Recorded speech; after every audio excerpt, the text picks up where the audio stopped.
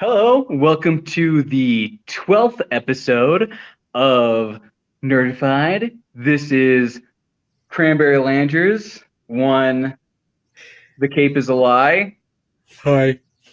and The Wilhelm Scream. the third wheel, the third member of Nerdifyed. Not a third wheel. It's definitely essential. Yeah, the Wilhelm Scream. And today we're going to be finishing up our series covering The Lord of the Rings, all three books. And we're also going to be getting into the first three chapters or a portion of the Silmarillion and our thoughts and feelings, our deep emotions about the Rings of Power series from Amazon. So just to get things started.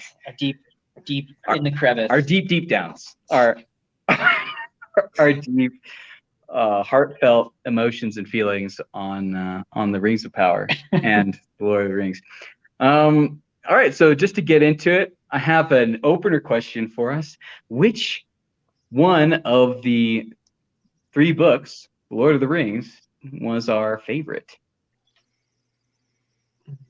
The floor is open to both of you. I would say my favorite is probably The Empire Strikes Back. That's probably... You took mine! Everybody... That was mine! I mean, the Hoth battle scene with Gandalf. I love it when Luke chops off the ring finger of Sauron. Oh man, when he chops so it. good. It's great. Why are you guys leaving out the Phantom Menace? Phantom Menace, it was good. I mean, come on. The complete That's considered more of like an unspoken tale, you know? It came later. You don't really worry about it. I'm like, don't go to the east side, to the Mordor side. When the Emperor makes Darth Vader in Mount Doom, and then Yeah. Anyway, It's a great book. Great. I would say my favorite is probably actually going to be Return of the King, which I was surprised by because I really, really loved reading all three books, but I found that The Fellowship of the Ring was a really rock solid story that was kind of encapsulated. It felt like you almost didn't have to read the other books. Like, it kind of has some nice finality to it, but also gets you hungry for more.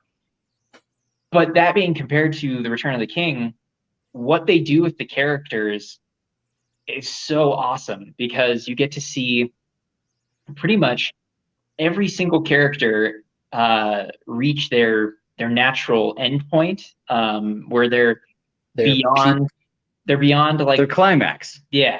They peak. They finally peak. Yeah. And then you'll know it. And then when it happens, you'll know it. Everybody's gonna feel it. And just seeing how they are able to reach like a really cool finality. It'll just end naturally. Treebeard has kids. Naturally. Yeah, that's right. Exactly. Yeah. But I just really, really enjoyed the book because you get to see where the characters were. And even at the beginning of Return of the King, you can see that some characters are like struggling with who they are, what they need to be, how they're going to deal with it. There's a really oppressive feeling of hopelessness because even like speaking specifically about Frodo and Sam, they don't have like a falling out like they do in the movies. They actually are just like bros to the end, which is really cool. But you see how the ring is affecting Frodo and really twisting him. He's still able to be better than that, but you can see he's basically becoming a crackhead in front of Sam the entire time, like how he's dealing with having this power and moments of where he's like, give it back to me. Yeah. And even at the end of the story, you end up seeing him have a jewel on a chain that he keeps around his neck that he still has to like fiddle with. Like, okay, he has an addiction. Yeah, it's blatantly an addiction. It's really cool how you don't really see that, I feel like, with a lot of fantasy, but how it's presented in this is really interesting. And then also, every character becomes a complete boss. Like, they take on a role or they take on a position that is super heightened beyond just like, oh yeah, you're a farmer. Oh yeah, you're a dude who just helps out in a garden. Oh yeah, you're a kind of richer dude who lives in the Shire. And then, oh yeah, you're just a random guy who lives in the woods. and ultimately all of them become the king of Gondor, which basically is the kingdom of man practically because of how the relationship with Rohan and the other men. Are we just jumping into this? We're just jumping in. No, we're not. We are not. All right, is that it? Or is that why you like the Return of the King? Return of the King is We're not getting into it. Okay, Gabe is a liar. Let's go. All right. Okay, so to be completely frank with you guys, like, don't be frank. This is really be you. Don't be frank. Okay, I'm gonna be the Cape is a lie. Okay, good. All right. I am torn between the Fellowship and between the Return of the King. The Fellowship has a great built-up story once you can swallow the beginning of it. Like, I've talked to so many people. Yeah. Like, you get stuck in the forest area and it just kind of seems like it goes on for a little bit. And it's hard for people to get past that part. But if you get past that part, it is great, right? When you get to the Return of the King, you finally have closure. And I think that's something that is missing so much from so many storylines nowadays, that it's so great to have a finality to a story. And you're like, oh, yes. Fellowship, great story. The closure, I think, like, really puts the Return of the King over the top for me. And I'm not going to dive into it. Sorry. I'll just gonna touch on something, but they should have had that in the movie. There's a big sequence after Mordor they should have had in the movie. We'll talk about that. Cranberry Landers, your favorite? My favorite was I was split. The same split you had with the Fellowship of the Ring and the Return of the King. I am going with the Return of the King. Yep. And I'll tell you this, the Return of the King was my favorite when I first read through the Lord of the Rings, and it's still my favorite. And I do agree with the them climaxing and reaching their peaks. The natural ending, they're ending on a high point. I agree with all of that. I think that it was the best, and I would love more of it. Actually, I You're loved hungry for more. I loved the Return of the King. Cheers. I love Return of the King. You just need to clear your throat out a bit. I completely understand. Get it, nice refreshing. Anyway, so nice cleansing there. Thanks. Loved anytime. I loved Return of the King. I did like seeing them come to their fullness. I loved seeing them reach their fullness. I loved seeing them become what they were, what the seeds were, what the seeds were planted all throughout there, and you saw them develop. I loved seeing them reach their fullness, become the best version, or what they were destined to be in the book. And they were all so good. All of the characters were so good. It was hard for me to see that Boromir was missing, it's not a surprise. I mean, I read through the books, but it was sad for me. It was hard for me to not have Boromir there in the last book, and to see him reach a state where he would have been. So, but it was definitely my favorite, and it also had so many good moments in the Return of the King 100%. In the last book, and that's what I wanted. And I spent hours poring over like these huge moments at the end of the book, at the end of Return of the King, at the end of the story. I spent hours poring over it when I first read it and stuff, because I just wanted more and more of it, and I just really focused in on it. So Return of the King for me. Yeah. So it sounds like pretty much all of us are in agreement that Return of the King, you can't really beat it. Like, even with the amazing complexity of having the Fellowship of the Ring and the Two Towers, ultimately, Return of the King is just the complete package when it comes to the Tolkien. It's the epitome of the books. Like, for us, yeah. The epitome, yeah. Yeah, the epitome. The epitome. It was the point of it. Yeah. It was the point for all the characters and to get there. and it would hurt and it would leave you wanting more if you didn't see these characters reach their potential, and they do, and that's what I wanted to see. I mean, some of them you're like, I know there's more to come. I know there's more to come in their lives and their stories, but here in the story, within the Very bounds of vivid. the Yeah. that's where you got. Actually, I was thinking Gimli and Legolas. Yeah, I was thinking Yeah, that too, yeah. actually Aragorn, but that's cool. Oh, okay, That's yeah. cool. And I was thinking Sam, you know, that's. But we have- And then okay.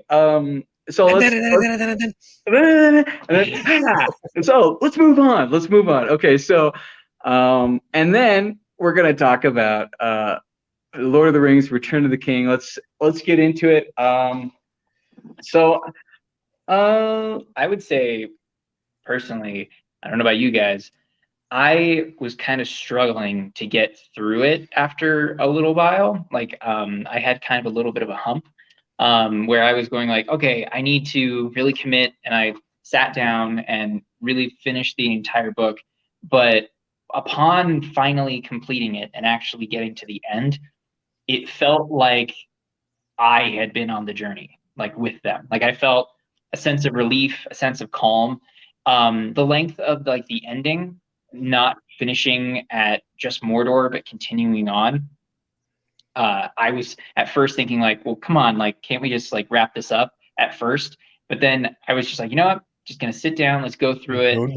And after doing that, I gained so much more appreciation of not only Tolkien's ability to have a character arc, but also getting to see the hobbits go from the literal smallest of the group of the Fellowship being considered pretty much bystanders. the little people. And then by the end of this, they are the heroes of the story that are actually enacting change in Middle Earth. They're actually the ones going, hey, not only are we coming back home and it's not like, oh, everything's the same, we're just sitting down and having a pint. No, it's like we show up and we start going, hey, you're an idiot and you should be ashamed of yourself. And we're going to make sure that good, positive change happens in our world. And so they start basically influencing the government. They throw out the regime that's been built and everything. Like it's so cool to see these characters that I stopped even really thinking about them as hobbits, where they're like of smaller stature. I was just like, no, they're just the main characters. They're large figures. They were powerful in this. They were the power people in the story. Yeah, and they become larger than life in their world. It's really cool. And you mentioned that, you know, you felt like you were in there. I think that's a common thing for most readers of the Lord of the Rings, that you feel you're with them. And I think that was by design from Tolkien's. Yeah. It was part of his intention that we do go along on the journey. And I definitely felt that at the end, and seeing that conclusion to the story, and seeing that resolution for all these characters, and them getting their dues, like them getting their reward and what they've earned throughout the story. That was definitely a big impact for me. Let's break that open a little bit. So they're on the way back after putting the king to rest. They come back to the Shire. Theoden. Yeah. Theoden. Either one. Theoden? Yeah. Theoden. Yeah. Something like that. Anyways, It's King Rohan. he obviously passes away in the battle. That's a big moment for a lot of the characters in there. He was a very important figure in Mary's life. He also fulfilled something, which was he was going to be a forgotten lesser king of Rohan, and he does become one of the larger ones, completing living up to his potential, which is also another thing, and bringing about real change. I'm going to shut up now. Yep. So you see them come back to the Shire, and they realize something's not right here. In the books, Saruman and Wormtongue do not die like they do in the movies.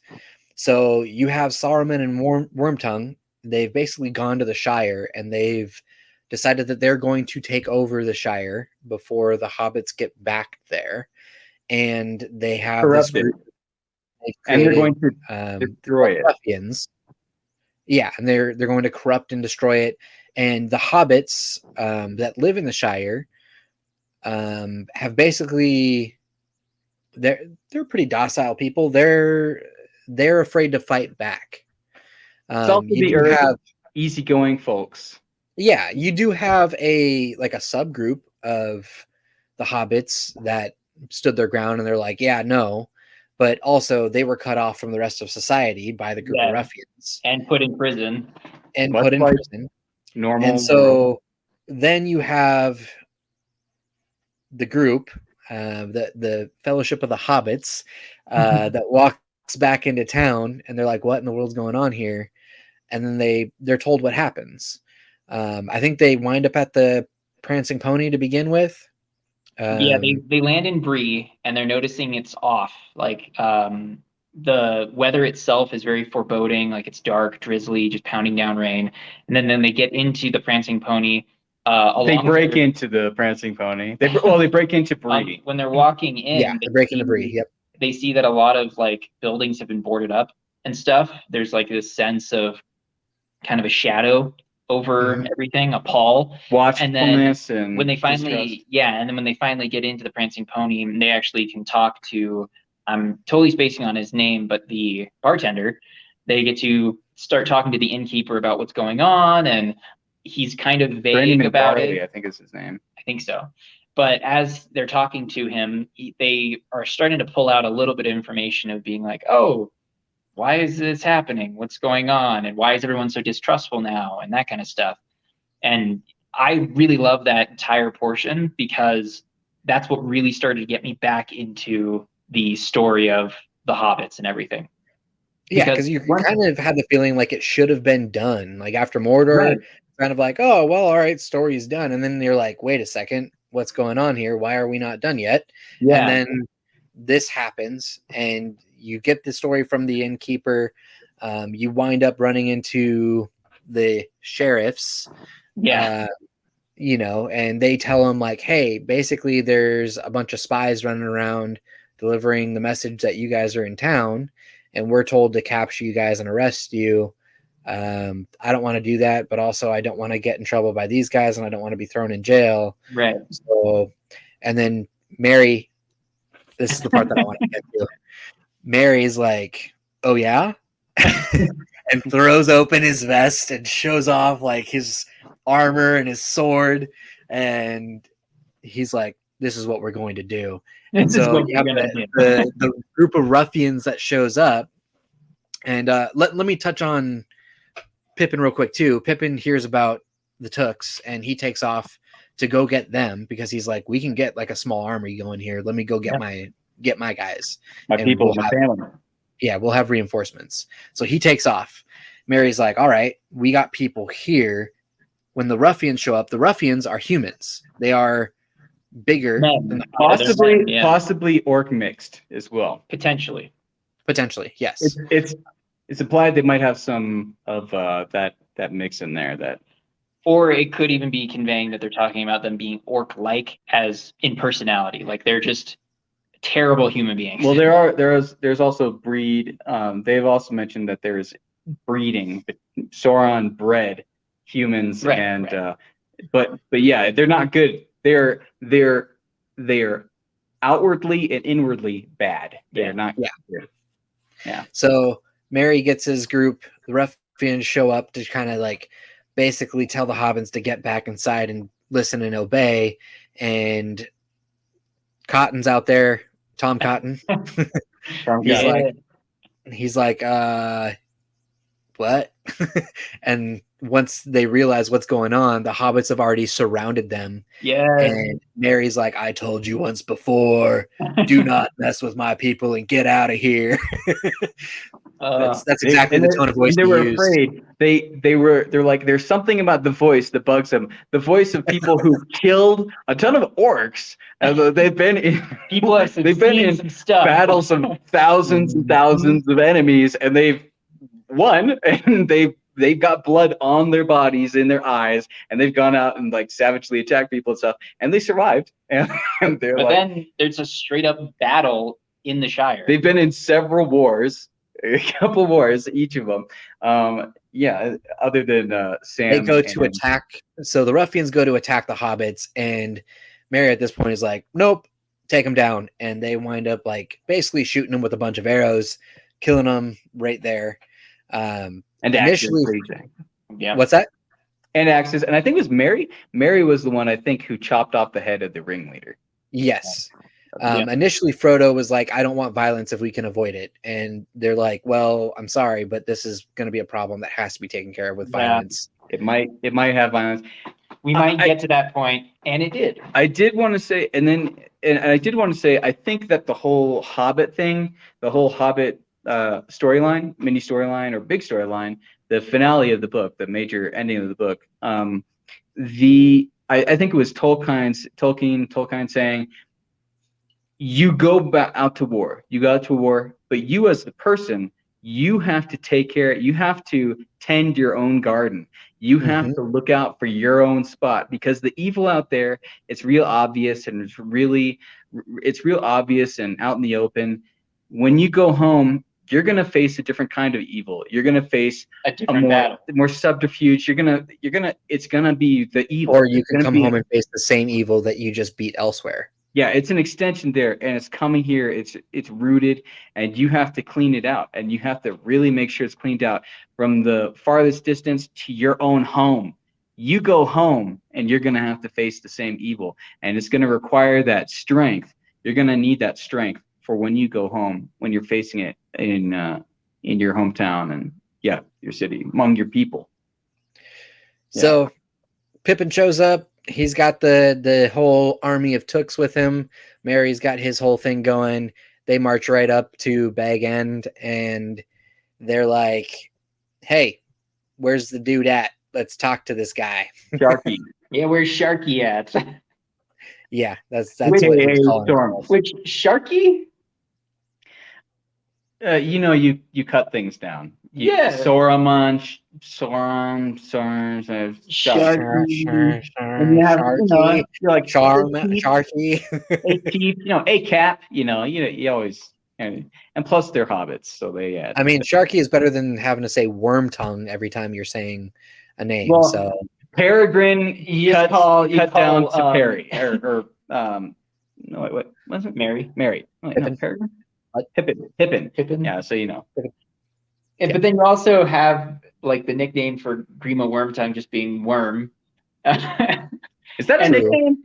And then I guess you could call it. I don't know about you guys, but something that really not caught me off guard, but I noticed was seeing the orcs and goblins and everything in the main story, and what their type of evil looked like and that kind of stuff, and how it seemed much more militaristic in how they were kind of cold and cruel. But then you have Saruman and even some of the hobbits that had been turned and were now acting evil. They seemed so much more cruel in comparison and petty in comparison, which I was surprised by. Like, I found the orcs and goblins to be almost they had more like honor. Yeah, like this weird semblance of almost respect for their enemy, but they're like, but we're still going to try and kill you and torture you and etc.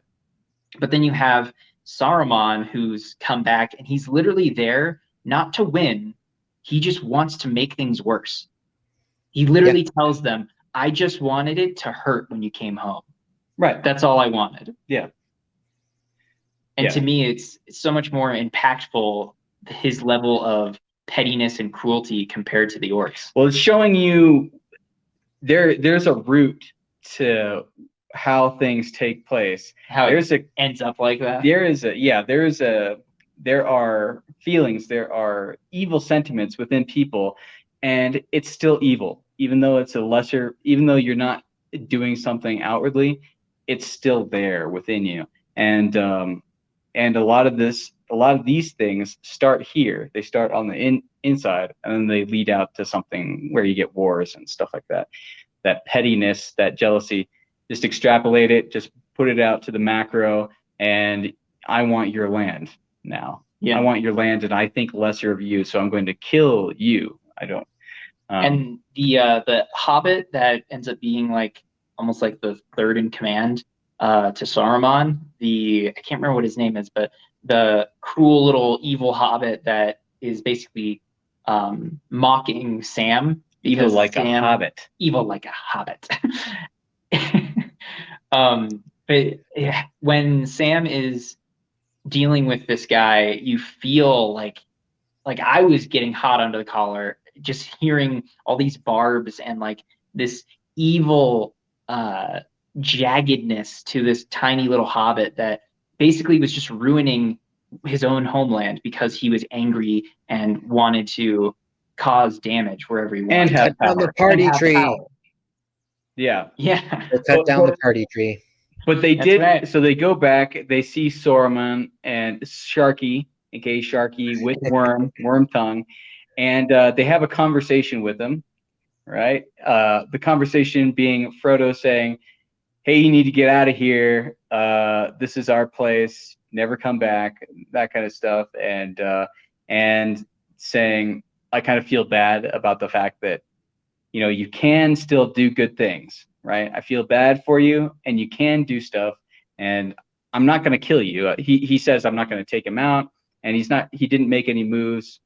Frodo told the other hobbits, "Don't make a move against him. Don't make a move against Worm Tongue. Didn't they all have like weapons drawn and they were ready to kill him? And Frodo They was were like, all ready. The crowd was even saying like, "No, let's do it." Well, like, it is. let's Yeah. It is. Well, and then Saruman, Sharky, says, "Hey, look, if you kill me, your land will be cursed." And then Frodo's like, "Actually, you've got no power anymore, so that's a lie. Bye. Here's what I'm telling you: get out of here now." And Wormtongue, lose this guy, lose Saruman, get lost, have a nice life. Do something not with him. You can do something. And then Sharky turns around and goes, "Well, guess what? Wormtongue is actually the one who killed your chief." And Wormtongue's like, "How are you going to throw me under the bus like that? Like, you told me to do it. You told me to do this." And just to make him have a little bit more hatred towards Wormtongue. Yeah. Don't show him any grace. Don't show him any. You can't. Don't he be has nice to come to to me for power. He has to come to me for support. Don't go to other people. Don't. And then Saruman turns around to walk away. Wormtongue after he pulls out kicked the Wormtongue knife. in the face. Oh yeah, hold on, wait. What was that? One more time. After he kicks Wormtongue in the face, saying, "Follow me, Worm," and starts to walk away. And then Worm pulls out the knife and jumps on his back, and that's the end of Saruman. Yeah. That's right. And then Saruman, and then he runs off. He takes off, and he gets shot. But he runs off screaming, and then he gets shot in the back by several hobbits when he was around like some of the hills or whatever, just trying to flee. And then Saruman dissipates. He turns into a kind of, his skin shrivels, so his physical age is shown. Yeah. In that his body desiccates. It turns dry, and his skin clings to his skull. He goes out like a villain from an Indiana Jones movie. And then his soul, or his spirit, his insubstantial part. This was something I wondered about, but it goes up like a mist or like smoke, and you see his form, his spiritual form, which is what they are. The Ishtari, the wizards, they're actually spiritual beings, which are given their corporeal form. They're given physical form. Yeah. His spirit or soul, his leaves, and then it gets blown away by the west wind. Yeah, the wind from the west. Which would be kind of the equivalence of heaven or whatever, kind of the good side. So a heavenly wind pushes away. I don't know if it means he's completely undone, he's completely destroyed in spirit and in body, or if it's saying he's so insubstantial, he's just blown away and carried somewhere else, like get lost. I think but that he's never going to actually have an eternal resting place. To me, I think it's that he is getting completely dissipated. Like, that's how I no longer. Yeah, he's no longer held to the status of what he was because he rejected his true calling, and because of that, he became cruel and evil and went, well, guess what? Now you have nowhere to go. You're done. And the wind blows through. Eru Iluvatar presumably is saying, "Hey, you're done." God. And yeah, the god of Lord of the Rings. Yeah. And he gets dissipated into nothingness. Also, you have the idea of Saruman throughout the entire trilogy having the power of his voice. It's the one thing that stays with him, his ability to manipulate and hurt and cause lies and change and everything through his voice. What's the one part of him that gets destroyed? His throat gets slit. Yeah, that's true. He loses his power. He loses his power over Wormtongue, who he had like the best, and then everyone. Why didn't I make that connection before? Gandalf, when he's talking to Treebeard, says the same thing to Treebeard, like, you let him go. Well, his power of words obviously won you over. Exactly. And I never put that together. That's a very good point. Oh, Tolkien knows what he's doing, man. Yeah, he does. He's very smart. He's brilliant. He's a genius writer and everything. So I just want to talk about like high points of the book. So that happened. Frodo, well, I'll just say the end part. Frodo lives for a time in Bag End, in Hobbiton, and he isn't able to have peace again. The Shire is remade, or it's healed again by the work of Samwise Gamgee, who restores the plants and everything of the place. He puts a Malorn tree, one of the white trees that Galadriel has in there.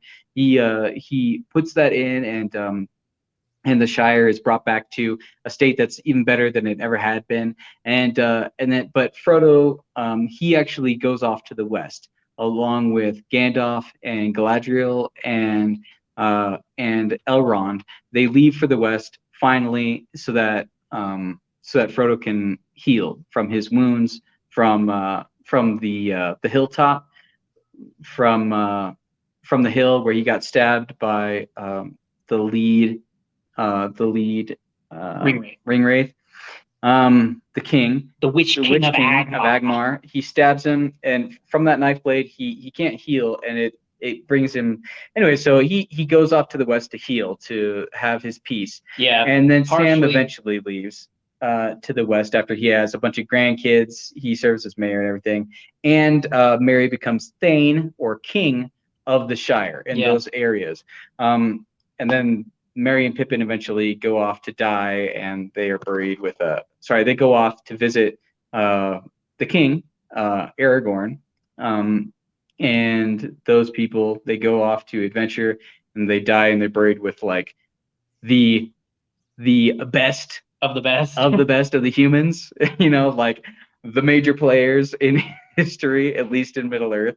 They go off to die there, with hanging with those guys, and they're, well, not hanging, but they're dead there, buried with the other heroes of humanity. Yeah, and you get to hear about Gimli and Legolas just becoming bros forever. Like, they're just hanging out, and ultimately Gimli gets the chance to go to the west. And that was another thing that threw me off. Gimli, it said that it's kind of like in theory, but I mean, Tolkien saying he went to the west. Yeah. Gimli went to the west with Legolas.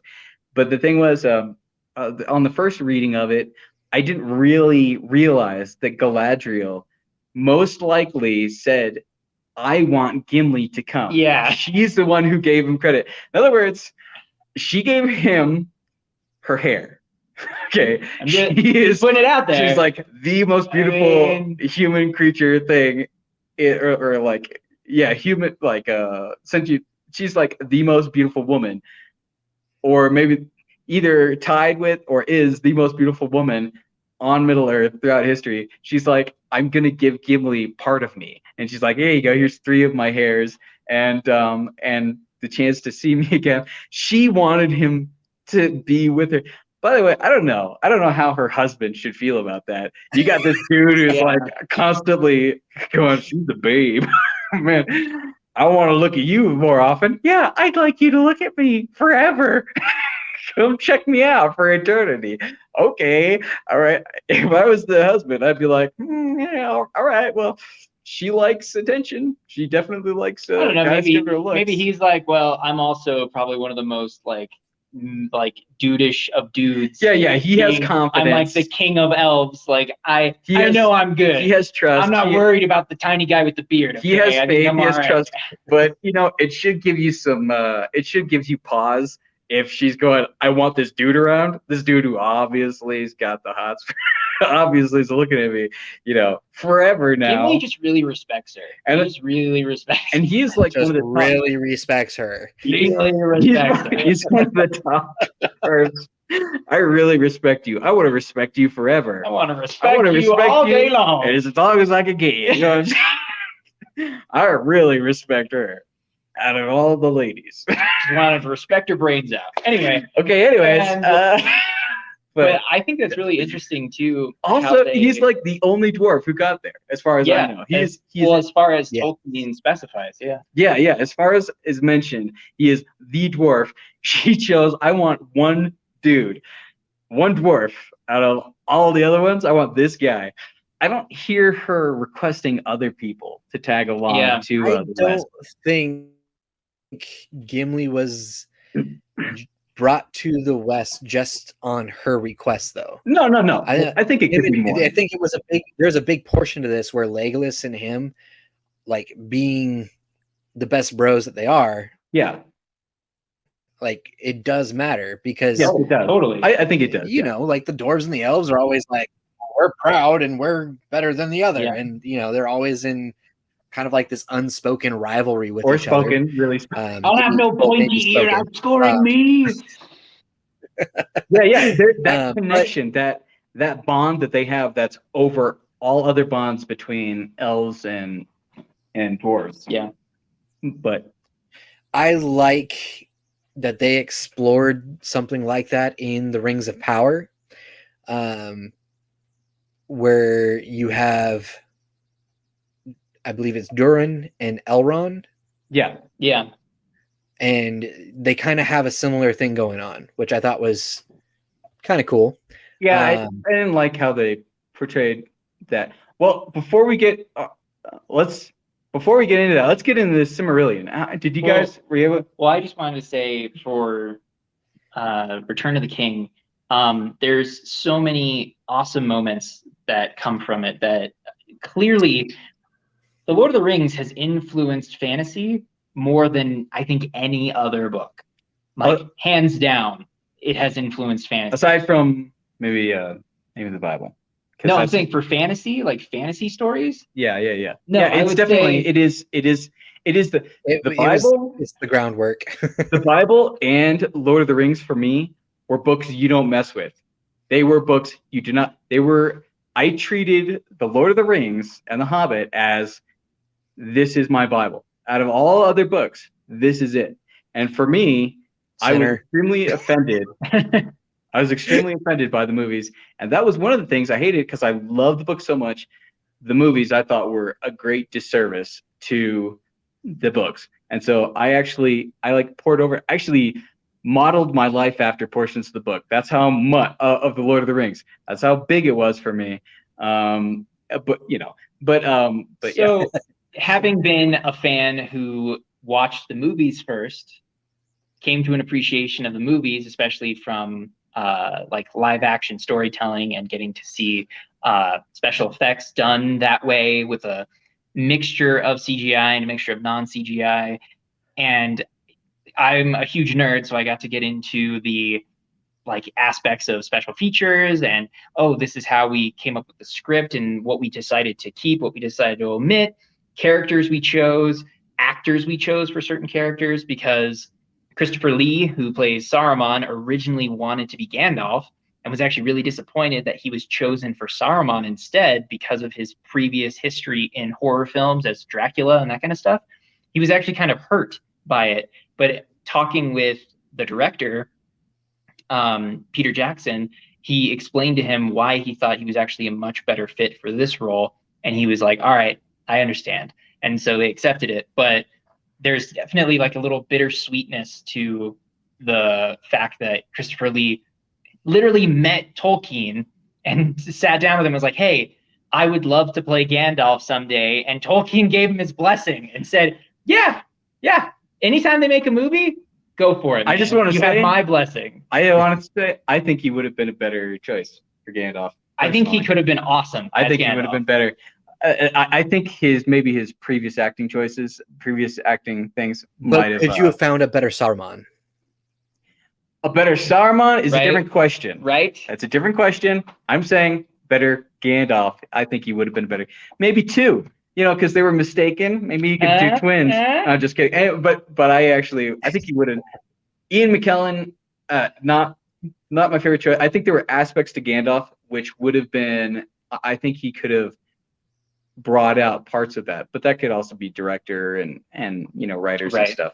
But I can see where Christopher Lee could have been an amazing Gandalf, especially a being of like such immense power and like kind of humble intensity is probably how I would describe it. The way that he interacts with all the other characters and subdued fire. Yeah, exactly. And I think Christopher Lee could have really conveyed that because he's played beings of immense power and stuff before. You can see that, but also having it very laid back and kind of up, like tight collared about the whole thing.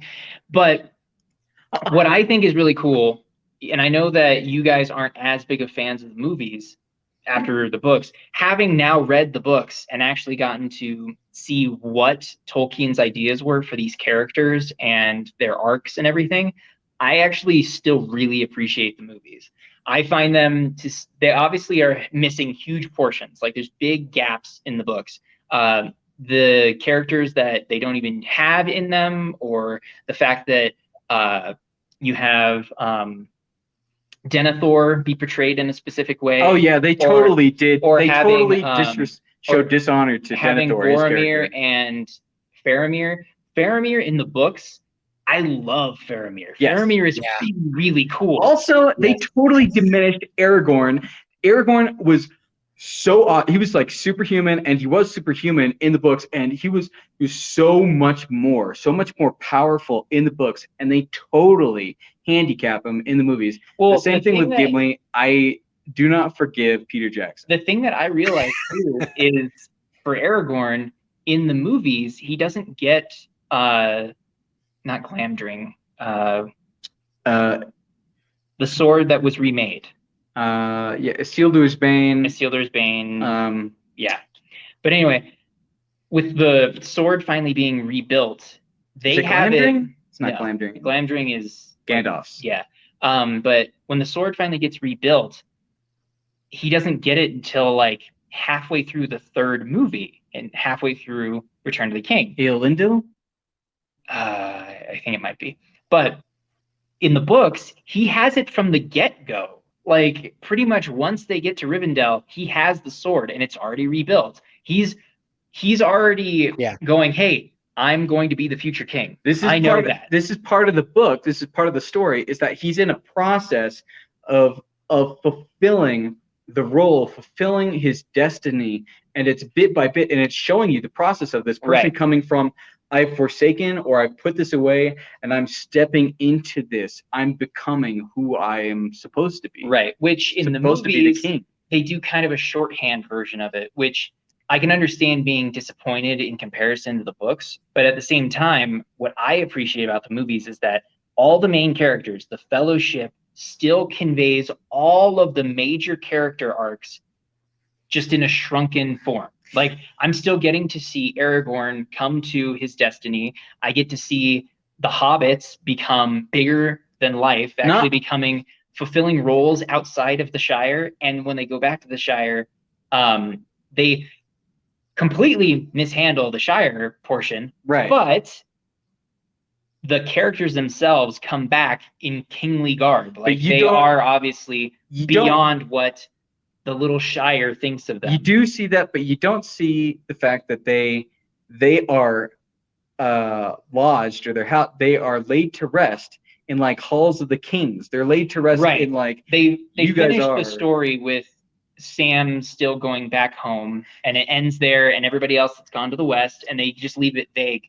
Mary in the book, Mary takes out the Witch King of Angmar. He deals a stroke which was destined to be there. He deals a stroke which single-handedly turns the tide of the war, which turns the tide of the big war. He turns the tide of the Rohan, or not the Rohan, of the Gondor war, which turns the tide, which made it open so that Gandalf could be victorious, and the fact that the war with the king, with Sauron, could be won, and he takes this out. This one dude who's this crazy flighty guy from the Shire, who's the littlest of little people, takes him out. He weakens the guy, wins the war, which wins the Earth, which wins the universe.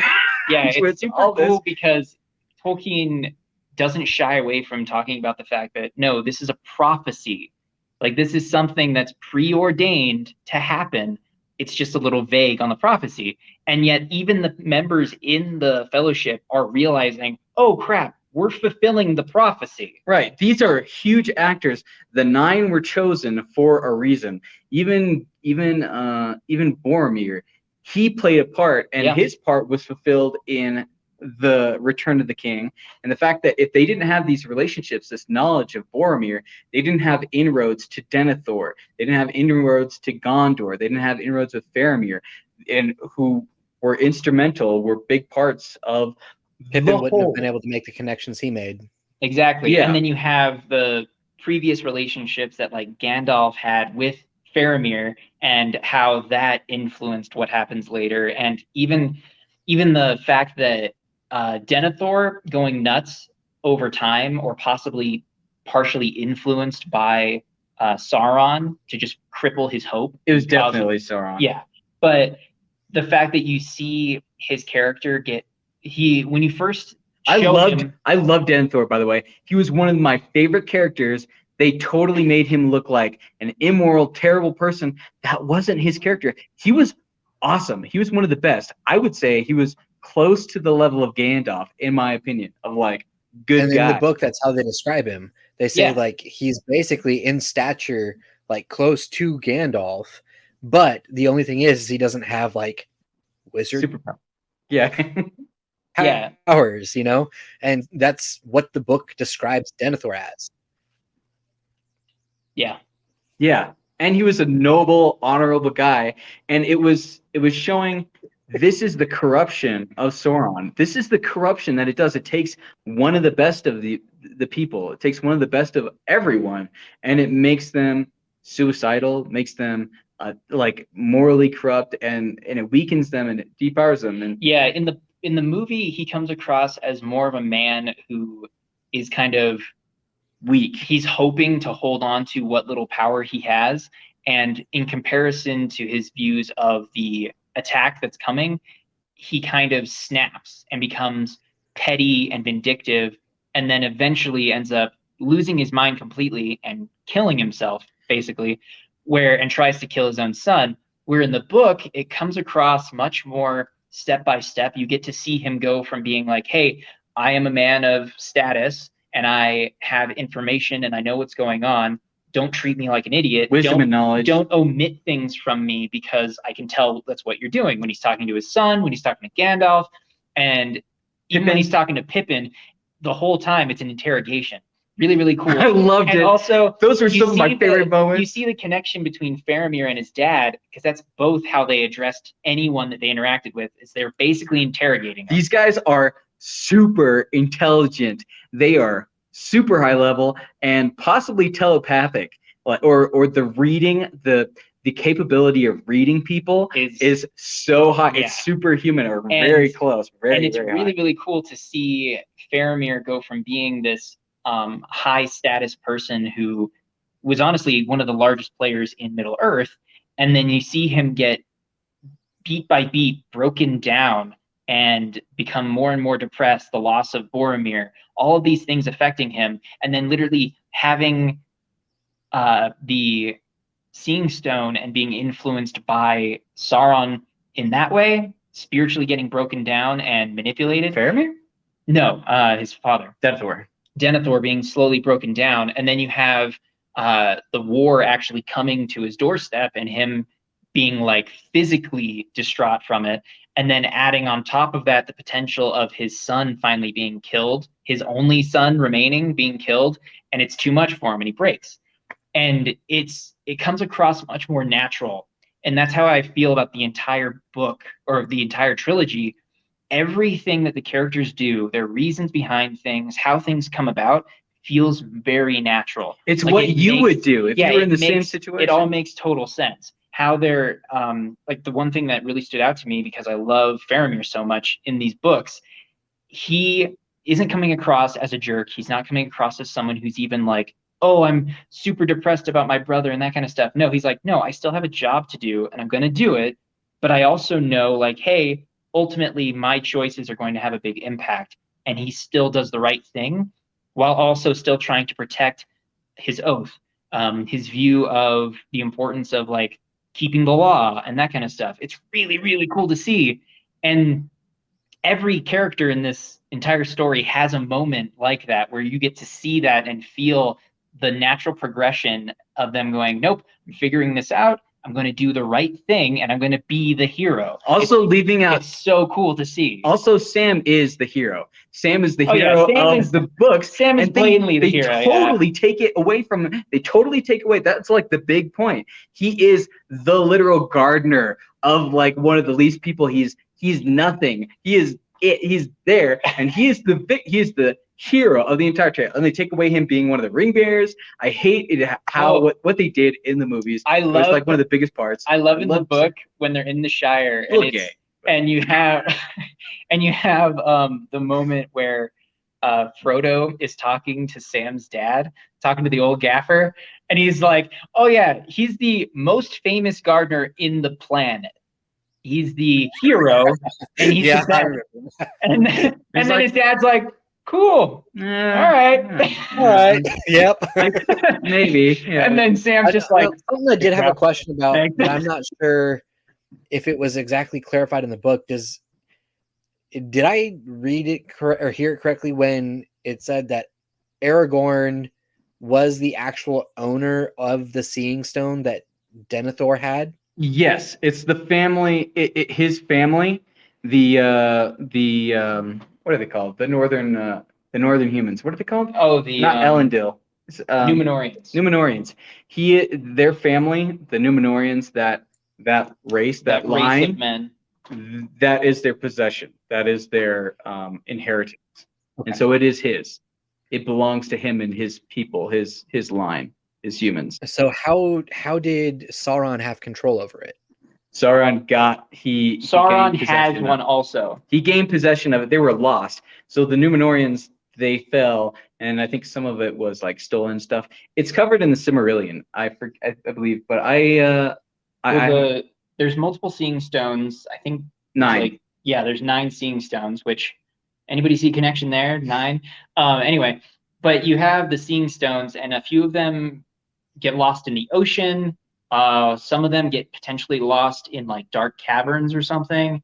And then the other ones aren't completely accounted for. I think one might be. I think maybe 2. Maybe And then one or two might Sauron be has at destroyed. least one. And then Kingdom of Men have one, and then Saruman has one.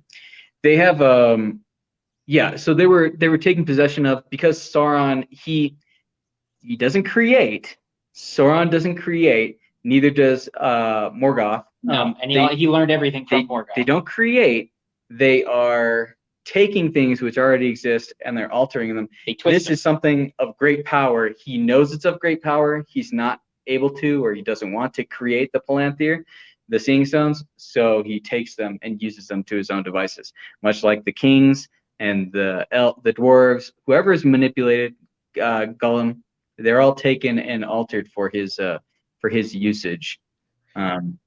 Oh, So I mean, how is it that it Except for the ring, maybe. corrupted Denethor? That's what I guess I'm trying to draw that correlation is He how doesn't- was, it- go ahead. Humans, people, if they're provided certain information, right, you can tell a story, you can tell people things, and if you solely focus people on certain things, you will give them a different image of things than if they saw the whole picture.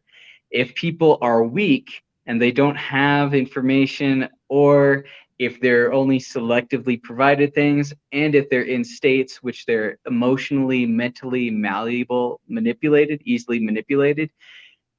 He's in the middle of a war. He lost his son. These things give you, these are ways, open doors for you to be manipulated. Yeah. And that's how you're taken. He also has great power of persuasion and other things. So you're in direct contact. Telepathy are also used to communicate like telepathically. So it's a direct route to your brain.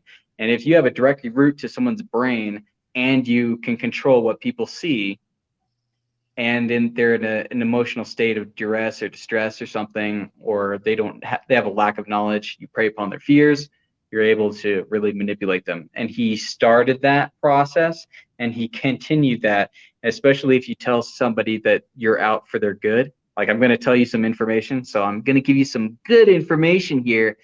Then they give more confidence to you. They give more of their support. They start thinking you're for them, and you have more route to their power, or you have a more direct route of control for them. And also, human beings were sponges.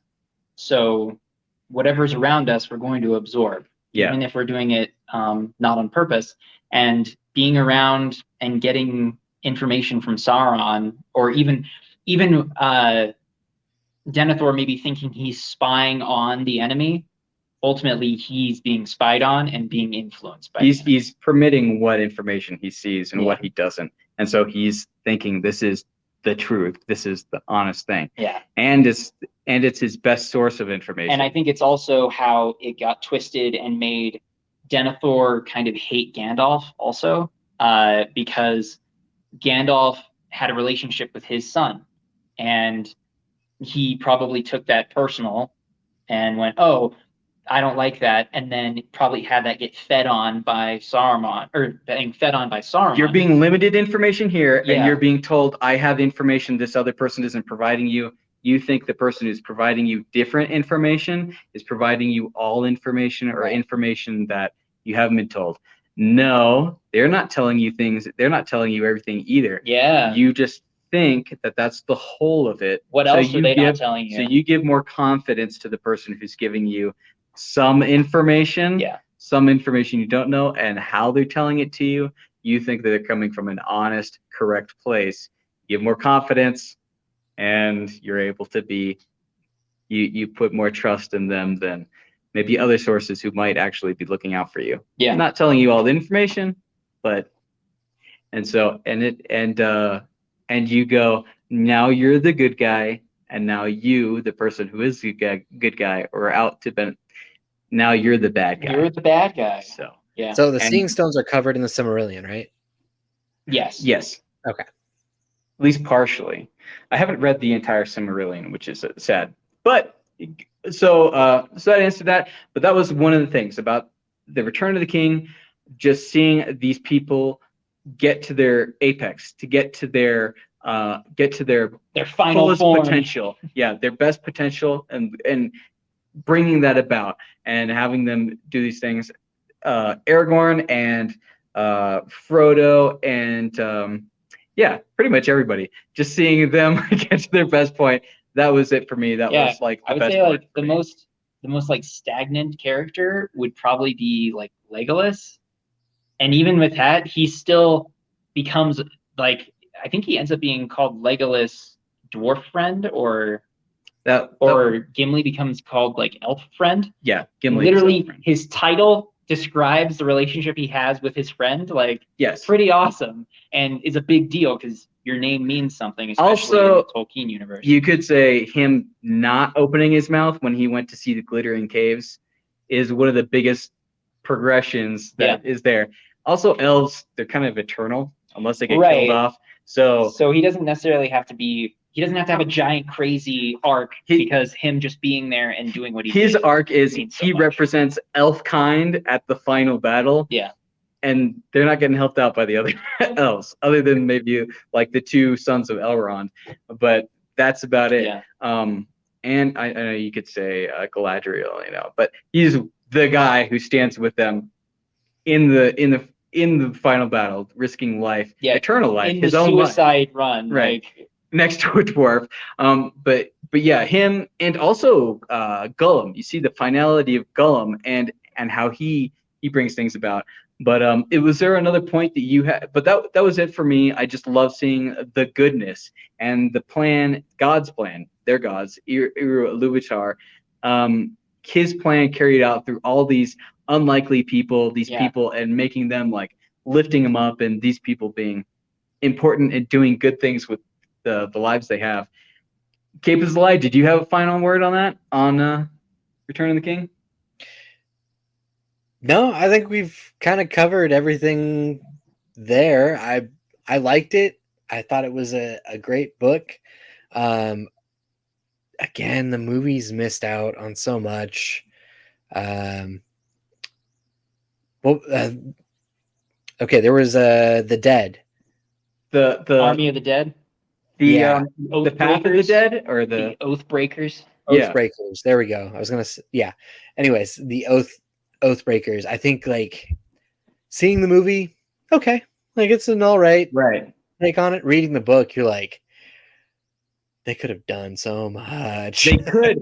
This is the thing, though. The credit doesn't go to the dead. The credit goes to the men and women who fought and died on the day, who fulfilled their oaths. They were the ones who did it, and it wasn't their power. It wasn't a trump card. It was they did a portion, and that portion goes to them, and they get their due. But it is for the men and women who died, and the hobbits or whatever, and the people who died. It amplifies the impact so much more when you know that all that they did was basically just wipe out the boats. That's all they did. They went in and they killed all the crewmen. They killed the contingent. Yeah, and they got rid of a potential attack. Right. That's all they did was stave off a potential attack. And it was the king. It was the king who did it. Yeah. Because he was the one who commanded, and he was the one who released them for a task. He could have told them to do other things. He said, this is your chore, you do this, and it's also me saying, I release you. Yeah. This is me. It's all from him. That's that moment when Gimli, Legolas, and Aragorn come off the ship, and what they say to the enemy. That scene is so good in the books. And I love the scene when you get to have that like, oh snap, it's going down in the movie.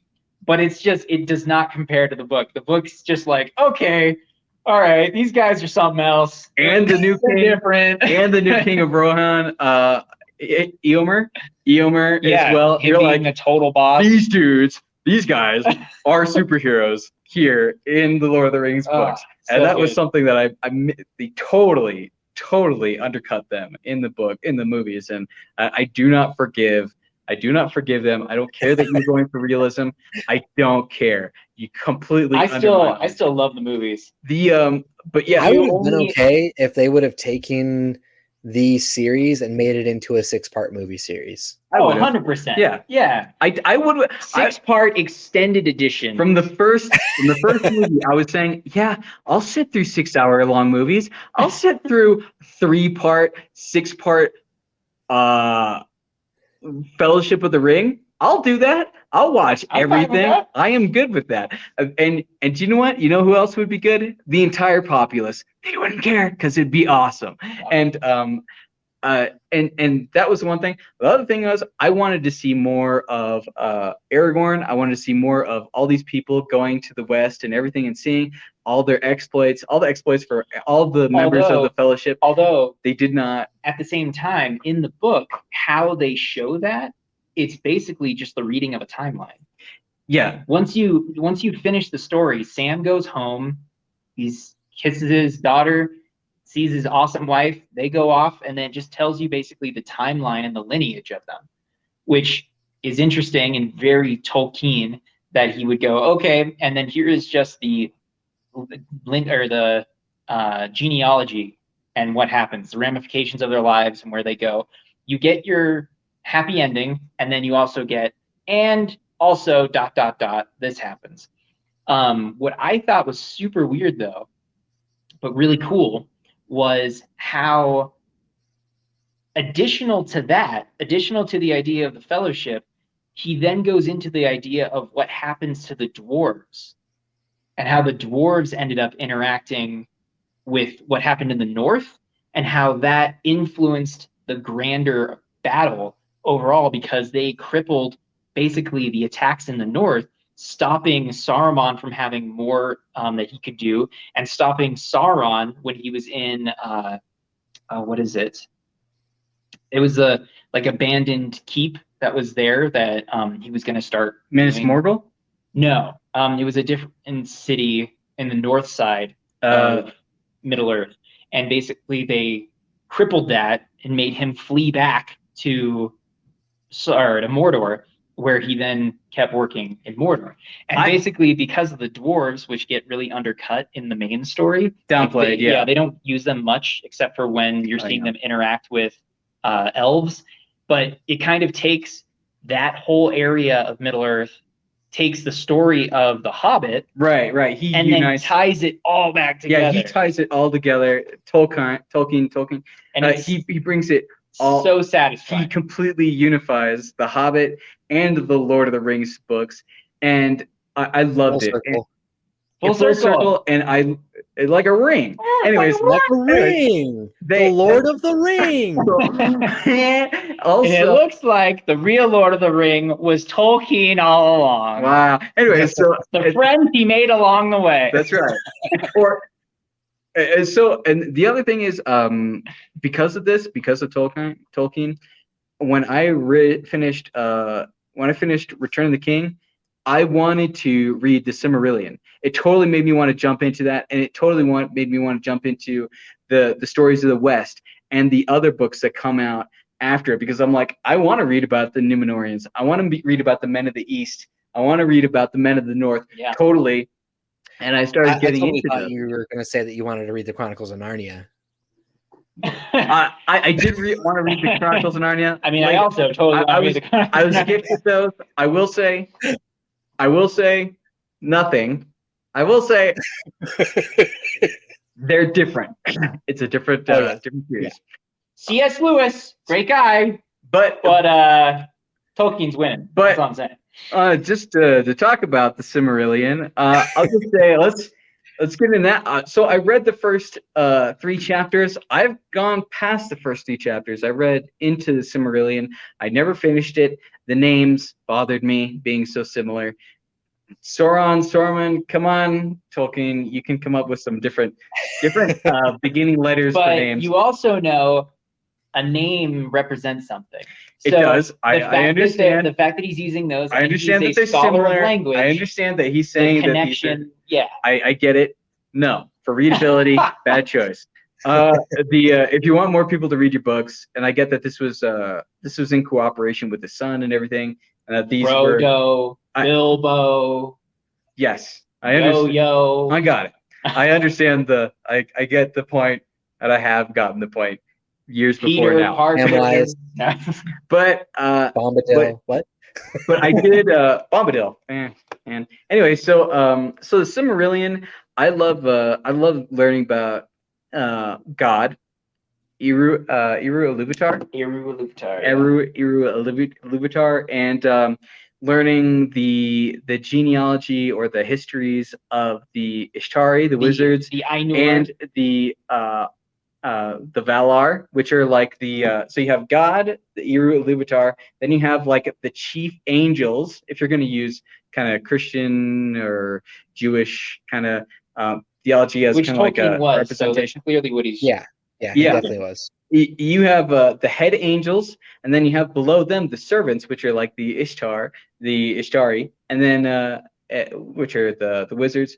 But you have them and how they how the Silmarils are created, and the process by which the world, the universe is made, and Middle Earth is made, and how there is a large story which filters down, which comes down to the least of the peoples, being Frodo or being Samwise Gamgee.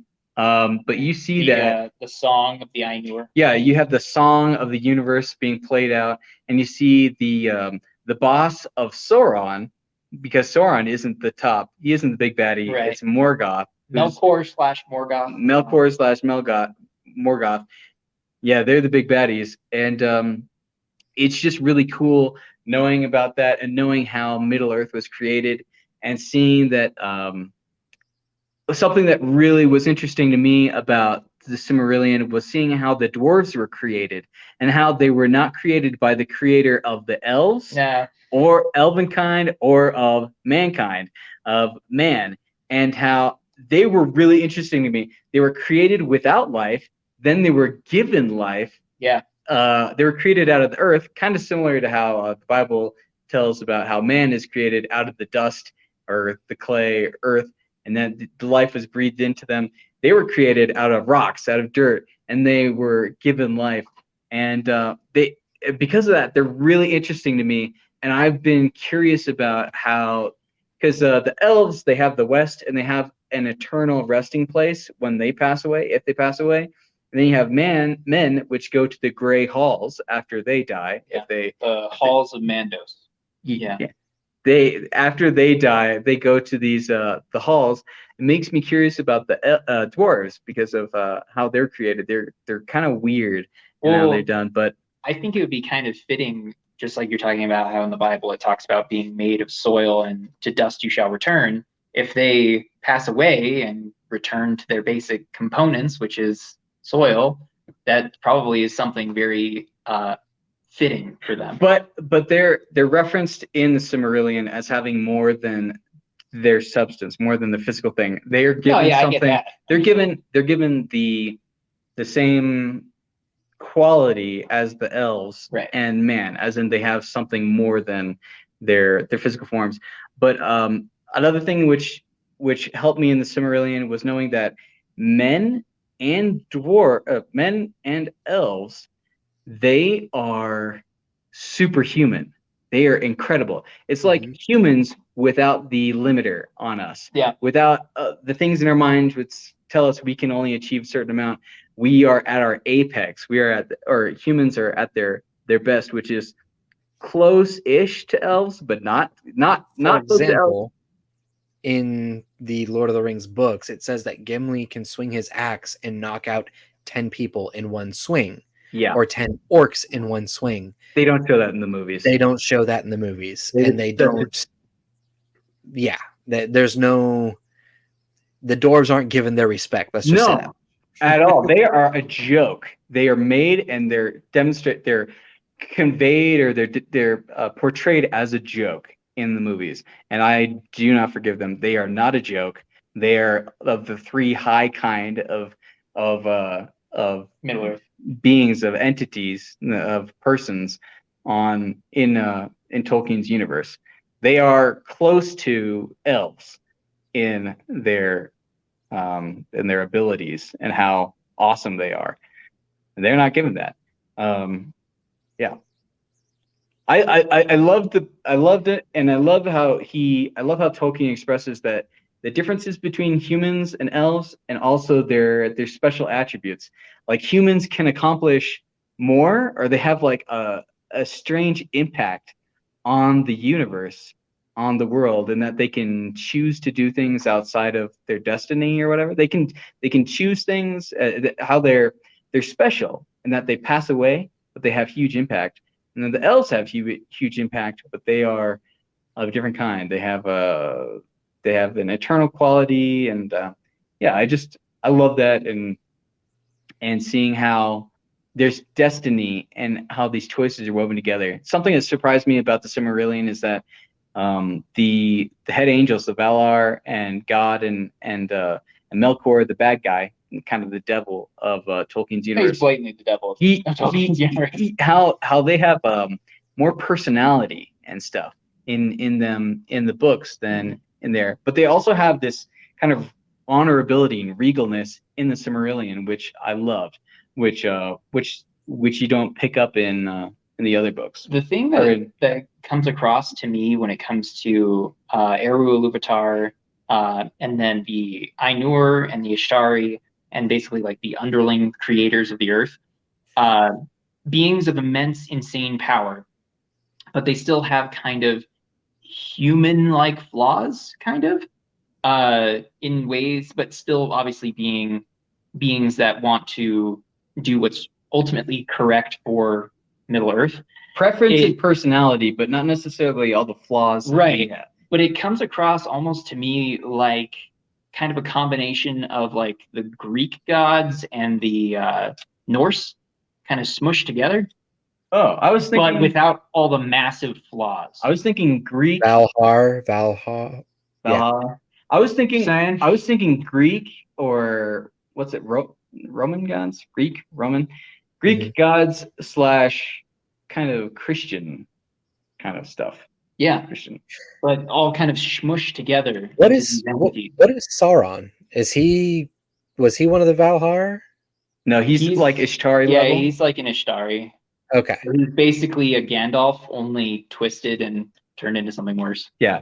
So then where do the Balrog fall into that? Balrogs are creations of Melkor. So he took things like foundational, like spiritual aspects of the earth and twisted it into a Balrog. Sauron would be like a high Ishtari level. He'd like be above it. He'd be like a lieutenant of Melkor, which is like one of the head angels. So he'd be like under. So on the other side, he'd be like he'd be like the Valhar, but under Melkor, basically. Yeah. And then the Balrog would be a little bit lower under Melkor. Melkor is like a Valar. He is a Valar, but Sauron is slightly under him. He is like a high Ishtari, so he'd be above the level of Gandalf. He's like above him, like in power. And then you have like Balrogs, which are kind of pretty much on the same level as the other wizards, as the Ishtari. So he'd be about the same level. So Gandalf and the other wizards were always kind of punching above their weight.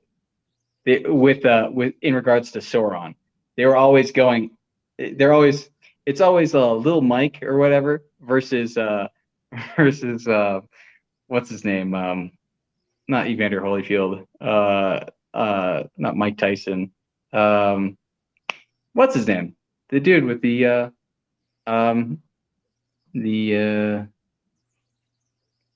George Foreman? No. Muhammad Ali. It's always like Lil Mike or whatever versus Muhammad Ali. It's always like a guy who's way outside of your weight. He's outside your weight class. He's like one of the guys bigger in your weight class, and they're always punching up at him.